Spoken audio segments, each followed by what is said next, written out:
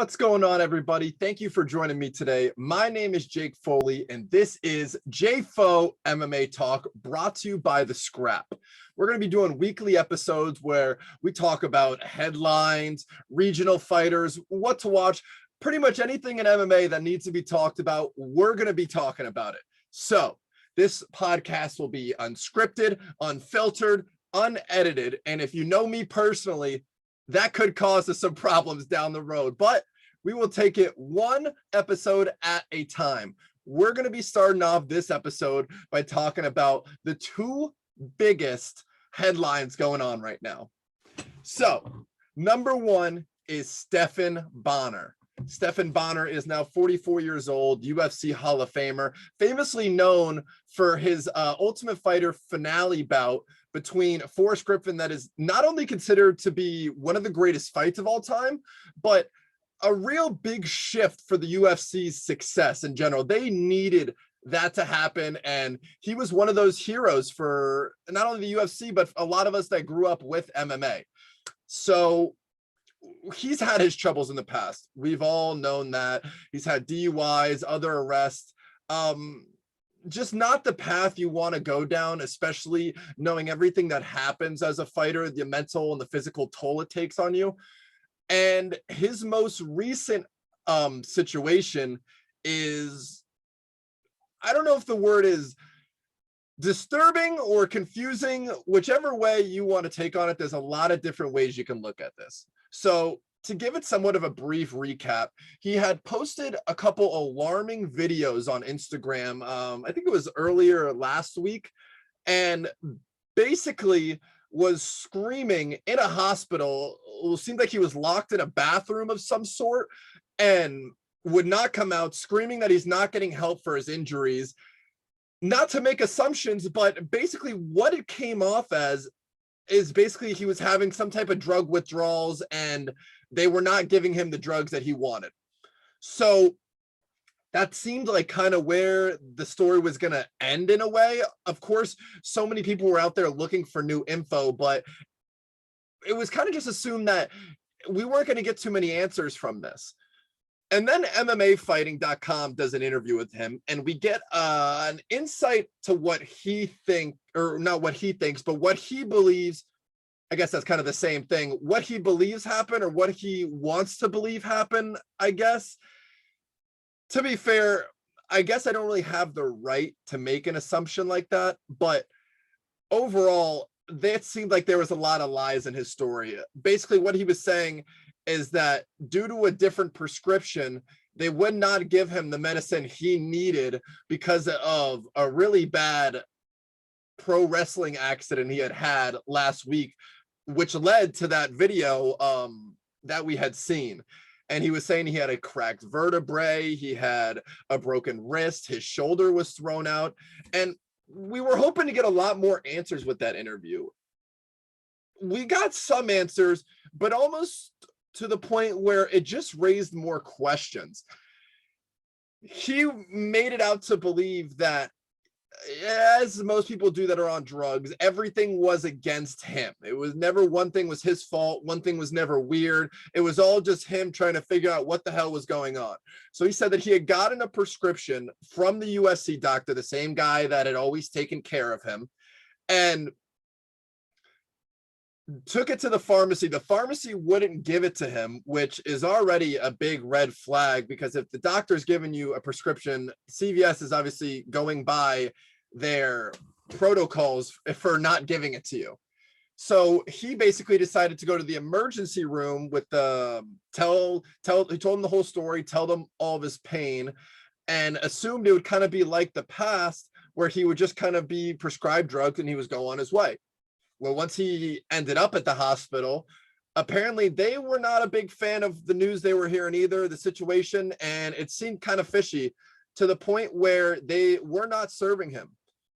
Stephan Bonnar started to get frustrated, and that's where the whole situation started, where I said before, where he locked himself in the bathroom. He's posting this video.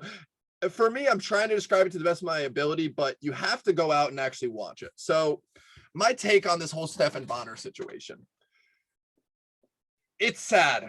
It really is, for lack of a better term. It's really sad because you could tell the guy needs help. And let me be honest, when I first watched that interview video, I started to believe him. I'm still somewhat young, I'm dumb, and I've dealt with, drug addicts as friends in the past and stuff like that. And I know how it can affect you, but the state of mind he was in was just so awful to see, to where he was truly believing all of these lies he was telling. And like I said, it was so believable that I was believing it for a little bit until I started just realizing, why wouldn't he just call the doctor? The UFC doctor had supposedly prescribed him this medication. CVS wouldn't give it to him. The doctor wouldn't give it to him. Both sides were saying they need to talk to his doctor. Why wouldn't he just call the doctor of 14 years? And then, of course, you have the suspect answers where he was saying that his friends are dropping him off all types of kratom and different drugs that he didn't want to talk about. God knows what they are. But basically, it's a problem. It's a real problem. And I think someone needs to step in. We always say that someone needs to step up. Someone needs to do something. Where's his friends? Where?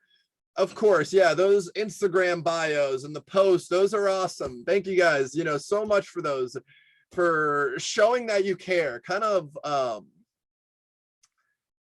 before I should say, I do tend to go on some rants. I'll keep them to a minimum, but it's kind of like the whole aspect of community service and serving, and even, to be more sick, helping the homeless, where people have good intentions, but their actions are pretty awful. You see one of those guys on YouTube who's $50,000 I'm giving to this homeless guy to change his life.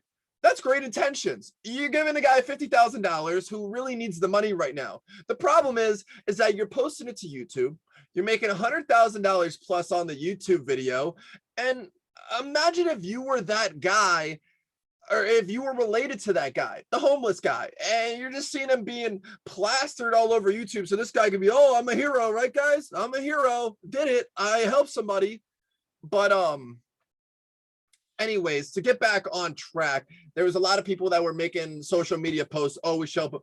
Where are his actual friends? Where are the people that are in contact with him, where knows where he lives? They need to go there and they need to stop him before this gets out of hand. You can see in the interview that it's already starting to get out of hand, but there's still time. There's still time. And, I don't want to just paint just an awful picture of Stephan Bonnar, because I do feel for him.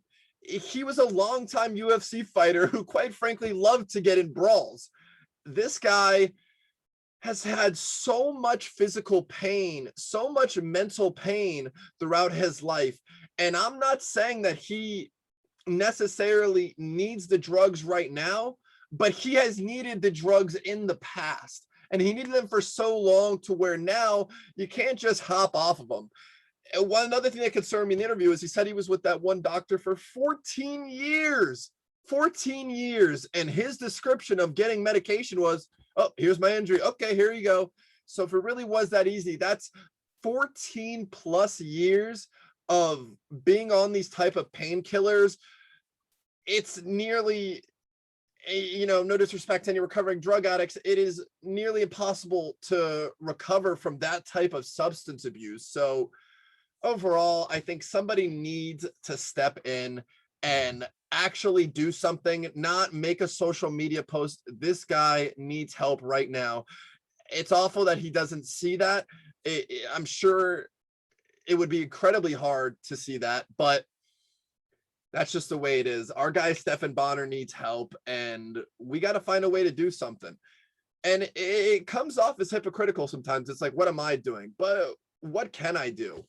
I'm sure a lot of people are out there saying that, but somebody needs to help him, because this guy was such a great guy back in the day, such a great entertainer, and to just see him like this is very upsetting. So that is